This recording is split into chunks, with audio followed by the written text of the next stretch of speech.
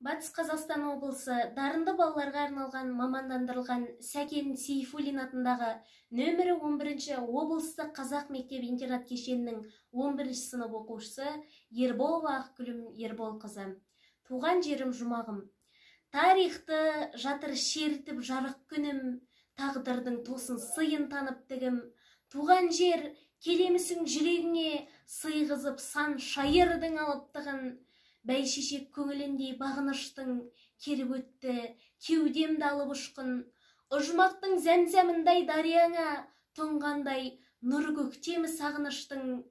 Әз жұртың жатсалықтап көктегінді, елемей кеткен кім бар өткеніңді. Далаңнан толқып өткен тайғақ тарих, ұрлаған ең алғашқы көктеміңді.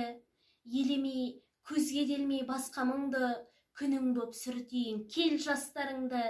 Жұмағым, менде басқа арман бар ма, мәңгілік құшып өтсем аспаныңды.